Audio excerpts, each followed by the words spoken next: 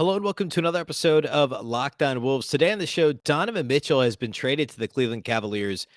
There's two things that are Timberwolves related here. One, what does the Rudy Gobert trade package look like now?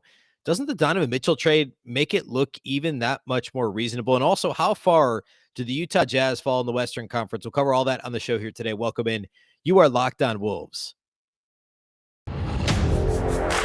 You are Locked On Timberwolves, your daily Minnesota Timberwolves podcast. Part of the Locked On Podcast Network. Your team every day.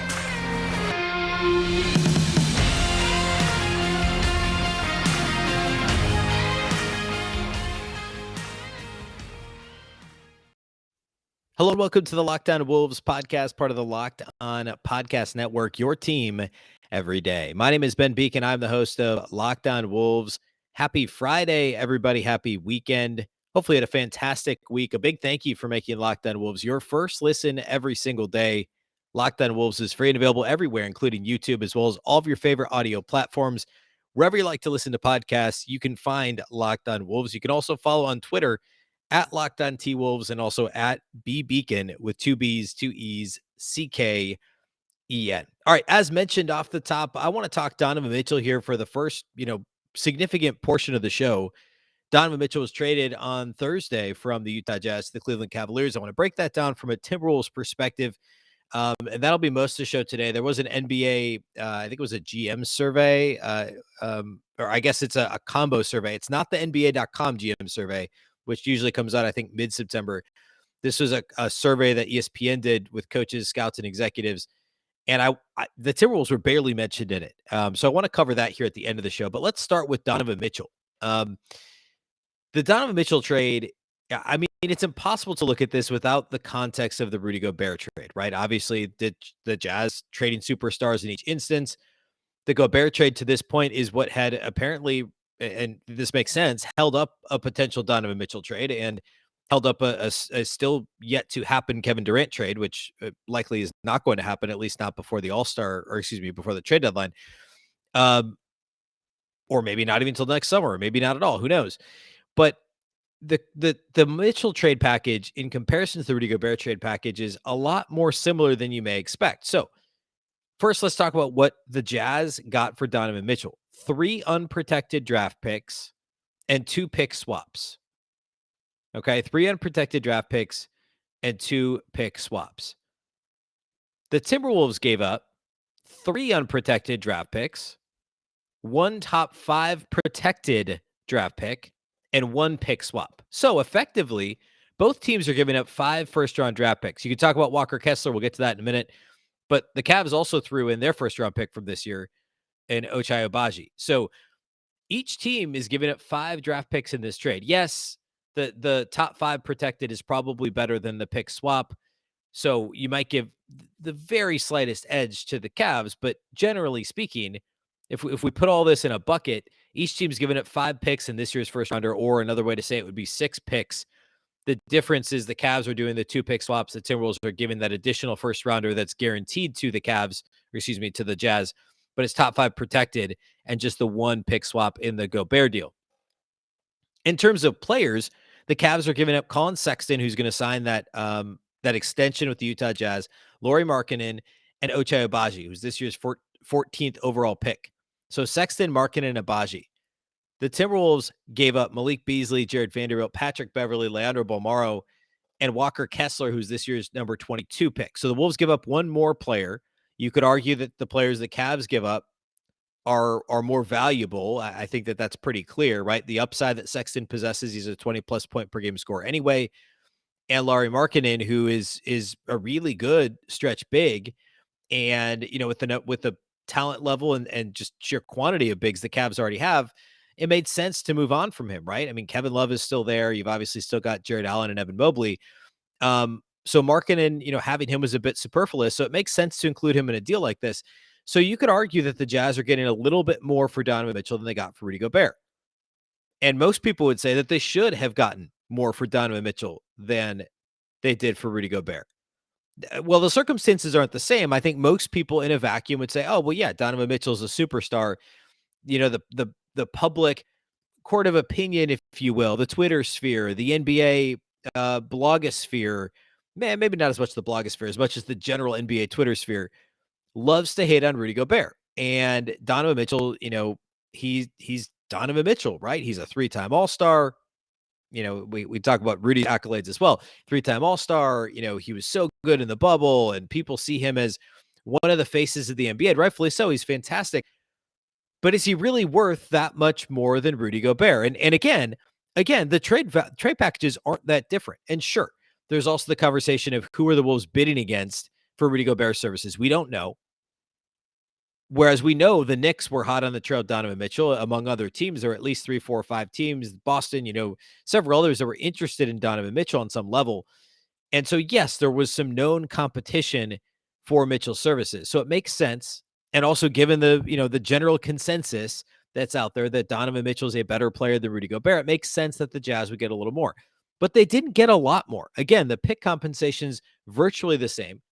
The Timberwolves actually gave up more players. They gave up more players than the Cavs did. The Cavs gave up Sexton and Markkanen, who I would argue, we could split hairs about whether, who's the better player if you compare them with Patrick Beverley, who's obviously a role player, not a higher usage guy like a Sexton or a Markkanen, but Beverley could be of more value to a playoff team than say Markkanen or Sexton might be. But I'm not gonna fight that point. The Cavs gave up more than the Timberwolves gave up for Gobert, but should they have? Because as much as it feels like a consensus that Donovan Mitchell should have gotten more in the trade market, there's some pretty prominent writers and analysts out there who would disagree. I want to go back to Seth Partnow's player rank tiers that he did earlier in the summer. I'm going to revisit that in light of this trade. You may be surprised who he thinks has the higher trade value between the two former Utah Jazz superstars. So we're going to do that here next. First, a word from our friends at the NHTSA. It's never okay to drive stoned. If you feel different, you drive different. Drive high and get a DUI. It's never okay to drive stoned. You put yourself and others in danger. If you've been using marijuana in any form, do not get behind the wheel. Are you one of those people who thinks it's okay to drive stoned? What's the worst that can happen? You end up driving below the speed limit. It's no big deal, right? Wrong. The truth is your reaction times slow way down when you're high. You not only put yourself in danger, but everyone around you. And talk about a buzzkill. Stop kidding yourself. It's not okay to drive high. If you've been using marijuana in any form, do not get behind the wheel. If you feel different, you drive different. Drive high and get a DUI.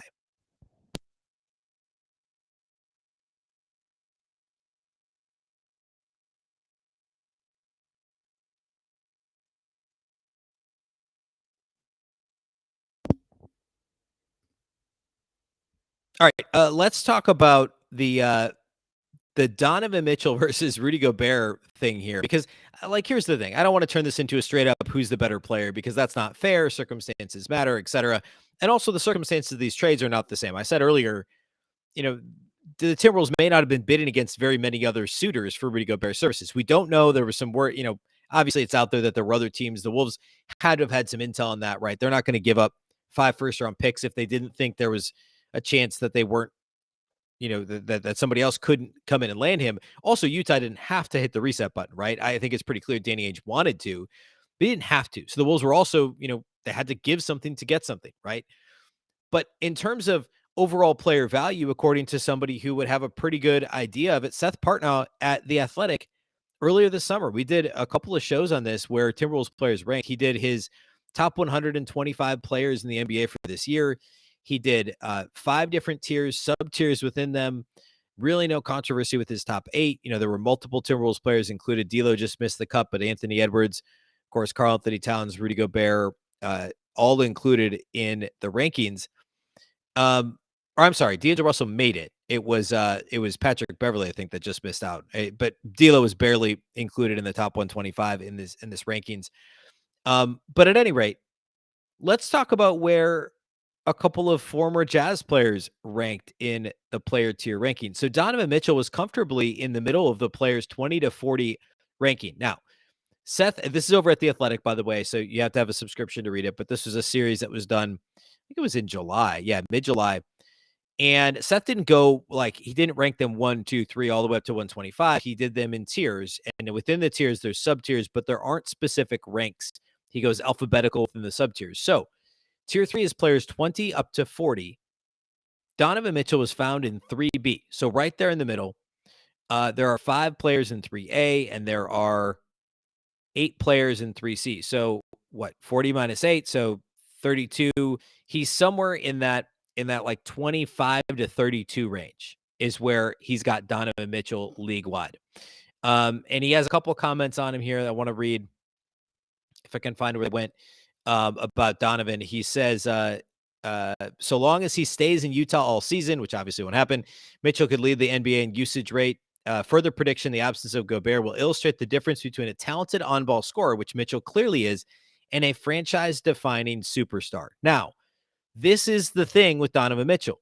I'm not here to tear him down. He's fantastic. I'm not saying he shouldn't have been an all-star. He's a very good player. But what else is he going to do to impact winning? Now, he's going to go to a Cleveland team that has a fantastic lineup. He's going to get to play with Darius Garland. He's going to get to play, obviously, with Jarrett Allen and Evan Mobley. They're going to be a ton of fun to watch. They're immediately going to be a threat in the Eastern Conference. But he doesn't have to be the guy. With Utah, it was him and Gobert, and that was it. And they were the best regular season team in the NBA over the last 5 seasons. I said that the other day on the show. That's 100% true. They had the best regular season record. And yeah, there were other guys. I mean, late stage Mike Conley, obviously Bogdanovich was very good. Rubio was there for a couple of years. There were guys that were in and out of Utah that were effective and did a good job. But it was all about Rudy and Donovan. That's what it was, right? But they had to do it together, and they never got out of the second round. How much of that is Donovan Mitchell-driven offense? And Rudy had his challenges in pick and roll with Donovan Mitchell, but Donovan Mitchell's also not the ideal pick and roll ball handler either, right? He's got his strengths. He's got his weaknesses, just like anybody else. And I think we're sometimes his actual rank in terms of best NBA players can get oversold. So Seth Partnow's got him very comfortably in that 25 to 32 range, which is not bad, right? That's a borderline all-star. There's 24, give or take, with injury replacements, 24 to 30 NBA all-stars a year. He's in the 25 to 32 range. You can make a case for Donovan Mitchell being an all-star. Now, where's Rudy Gobert rank in Seth Partnow's tiers ranking? Well, Rudy Gobert is in tier 2, players 9 through 19. He is in 2C, so that gives you players 15 through 19. So he's somewhere in the 15 to 19 range. So at the very least, 10 spots, if not 12 to 16 spots ahead of Donovan Mitchell, according to Seth Partnow. A reminder, if you missed this, Partnow was the director of basketball analytics and research, I believe was his title in Milwaukee. He's a big part of the front office that built the team that led to an NBA championship. He was there for several years. He was an analytics writer at Nylon Calculus before that. Now he is a writer over at The Athletic. He knows what he's talking about. He understands NBA front offices. He helped build a championship roster. And what he says about Rudy, I'm going to read his comments about Rudy Gobert here. He says, not that this is a metric that could be tracked, but Gobert might have the lowest, quote, respect of his peers to effectiveness, end quote, ratio in the league, and I'm not entirely sure why. The Wolves' willingness to part with an unprecedented amount of draft capital and several decent players to acquire him suggests that disdain is not shared in front offices. The case for Rudy this high is simple. If he's on your team, you're almost assured of having a top 10 defense as long as he stays healthy. Even in a down year, Utah was 9th in non-garbage time defense. That the Jazz ranked that low was much more a result of the time Gobert was off the floor. They were 8.4 points per 100 possessions better with Gobert in the game. The 7th time in 9 seasons, their defense was at least 7 points per 100 possessions better with him on the floor. And then he talks about questions about his defensive impact holding up in the playoffs. And then he says, although I like to see what he looks like with non-turnstile perimeter defenders in front of him before declaring his usual impact null and void. Similarly, while there should be concerns about declines in production from an enormous human entering his age 30 season, we've yet to see much evidence of that from Gobert. Now, given that point, I'll acknowledge here the biggest difference I didn't mention in the first segment between the Donovan Mitchell trade and the Rudy Gobert trade is Donovan Mitchell is about to turn 26 and Rudy Gobert is going to be 31. Or I guess he will be 31 this next year. Mitchell will be 36. They're basically 5 years apart. Last year was age 25 season for Mitchell, age 30 for Gobert. That's the biggest thing, right? They each just signed big contracts. They're each under contract for the next several years. Mitchell's 5 years younger. That absolutely matters. I'm not at all ignoring that, although I guess I didn't mention it in the first segment, so I did kind of ignore it for a while. That is important. I acknowledge that 100%. However, Gobert, according to Seth Partnow, is one guy, but somebody who knows what he's talking about and isn't the Twitter sphere, says that he's somewhere between 10 and 15 spots better in terms of overall NBA ranking of players. Gobert is versus Donovan Mitchell. So it makes sense that the Jazz got a little bit more for Donovan Mitchell than they got for Gobert. And everybody panned the hall for Gobert, right? I mean, we'll talk about this ESPN article here in a minute where some front office members across the NBA talked about the Wolves giving up with everything they did for Rudy. We know it's not a secret that a lot of people around the NBA laughed at what the Wolves gave up for Rudy Gobert. But Rudy Gobert is a really good player. And the fact that the Jazz, quote unquote, only got these 5 first-round picks and 2 solid players and a rookie, a lottery pick in Abaji in return, I think that makes the trade value or the trade haul that the Jazz got for Rudy Gobert feel a little bit more reasonable. Now they're both crazy, certainly, and we'll see what eventually Kevin Durant could fetch on the trade market. But I think it just adds a little bit of color to this, a little bit of context for what the trade market looks like. And also, oh, by the way, Donovan Mitchell's no longer in the Western Conference. The Jazz are not a factor. You could actually argue that the Jazz are still better than, certainly now OKC without Chet Holmgren for the year. The unfortunate injury, very likely better, I think, better than the Houston Rockets roster. We'll see about Sacramento. I'm never high on Sacramento, but they should be a little better this year with Sabonis and everything. So, maybe it's Sacramento and the Jazz kind of fighting it out for that third worst spot in the Western Conference or for the fourth worst spot. But I don't know. Utah's not going to be the worst team in the West. I mean, Sexton's a good player. Markkanen's a good player. I don't know what ends up happening with Beasley and Vando and some of those guys, but the Jazz probably aren't going to be the worst team in the Western Conference for whatever that's worth. They're just not going to be a factor in the playoff race, obviously, after trading their 2 best players. Okay. Pretty interesting, though. Pretty interesting that, comparing those 2 trade hauls because they're very, very similar. Let's close the show today by talking about that ESPN article I referenced earlier, the NBA offseason survey. The Timberwolves mentions my thoughts on those. We're going to do that here next.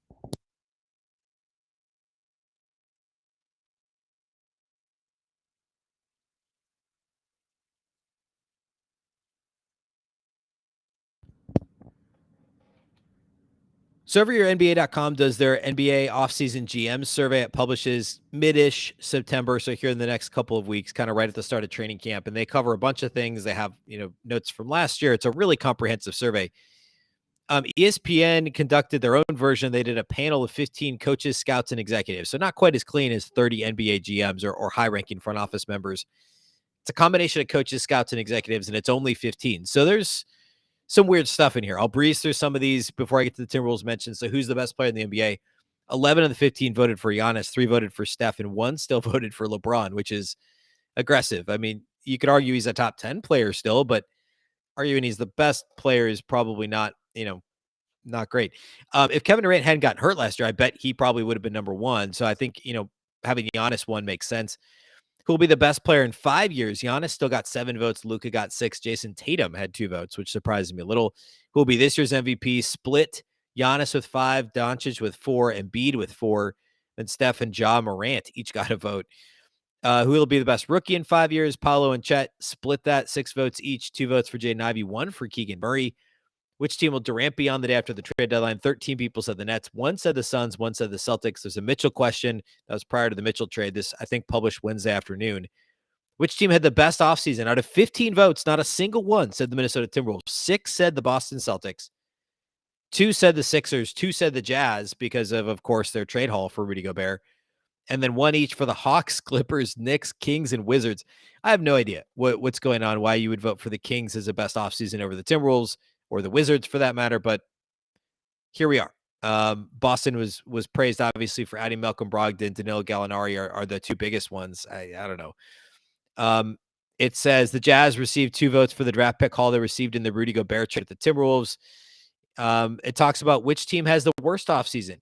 6 votes for the Mavs, of course, losing Jalen Brunson. 3 for Charlotte, 2 for Brooklyn, 1 each for Denver, the Lakers, the Blazers, and your Minnesota Timberwolves. I mean, this obviously it's for overpaying for Gobert, and that's what this says. It says the Timberwolves received 1 vote in the eyes of 1 executive overpaying for Gobert. And then under what was the most surprising move of the offseason, 10 of the 15 votes were Gobert to Minnesota. I'll read the little excerpt what it says. It says the biggest move of the offseason received 10 of 15 votes. Less the fact that Gobert went to Minnesota, but instead for the terms of the deal to acquire the 3-time Defensive Player of the Year. One East scout said what Minnesota gave up for him, plus the fact they traded for him when they already had Towns, I would have not predicted that. And what they paid for him now has a ripple effect, making it harder to trade Durant and Mitchell. We've talked about this before. This isn't the reason this trade happened, but you can't tell me Tim Connolly and the Timberwolves front office did not think about like, hey, this happens. Durant's probably not coming to the West now. And, moving Mitchell becomes more difficult for Utah. They obviously just did it, but now Mitchell's out of the West too. So no Donovan Mitchell in the West, still no Kevin Durant in the West. Now the West is still an absolute gauntlet. But that ripple effect is something the Timberwolves will take. Perhaps not surprisingly, under who wins the East and West finals in the NBA finals, no Timberwolves mentions. The most common answers will split in the East between the Bucks and the Celtics to go to the championship. In the West, 8 votes for the Clippers. They're seemingly the consensus number 1 favorite in the West. I remain a little bit skeptical about the Clippers. We'll talk more about that here in the coming weeks. The Suns and Warriors had 3 votes each, and somebody voted for the Nuggets to go to the finals. The most votes for NBA championship, the LA Clippers. 5 votes for them to win the championship, 4 each for the Bucks and Celtics, and 2 for the Golden State Warriors. There was less Timberwolves respect than I was expecting, and I don't know. I don't know why I expected more. It to me is still so baffling that people are so hung up on the fact that the Timberwolves, and this isn't a straw man. This is a pretty scientific number, like 75, 80, 85% of commentaries and people and people talking about the Timberwolves offseason that fail to understand that adding a top 25 player to a top 25 player and a rising superstar in Anthony Edwards, adding the best defensive player in the league, arguably a 3-time Defensive Player of the Year, to a team that was a top 12 defense and will be a top 10 offense is not a good offseason.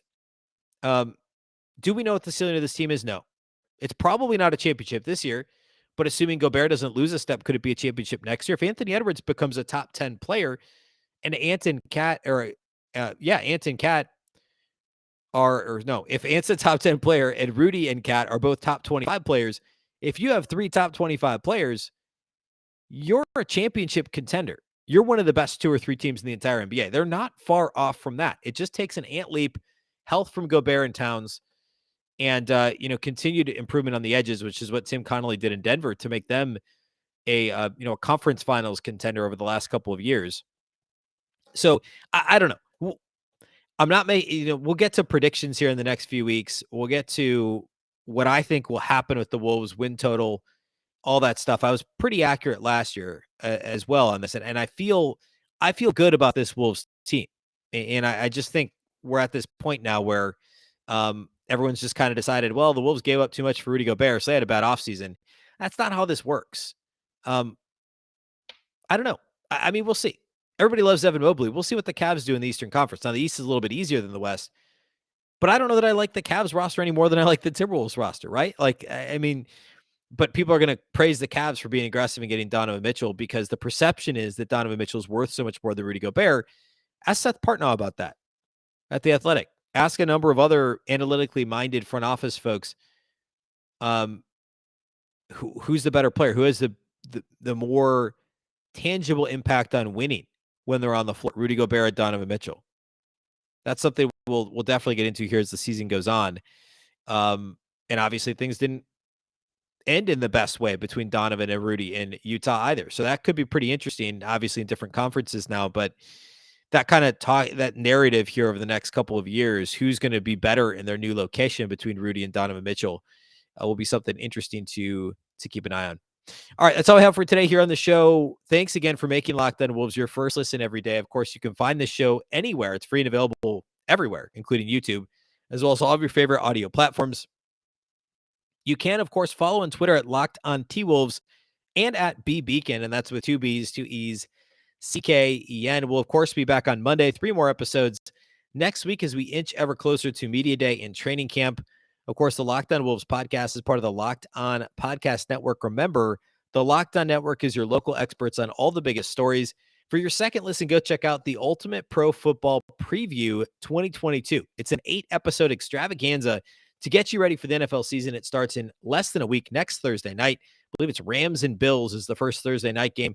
The local team experts of the Locked On Podcast Network, plus a betting angle from Lee Sterling of Locked On Bets, all combined into one ultimate NFL preview. Search for Ultimate Pro Football Preview 2022 on your Odyssey app, YouTube, or wherever you listen to podcasts. Once again, I'm Ben Beecken. This is the Locked On Wolves podcast, and we'll catch you next time.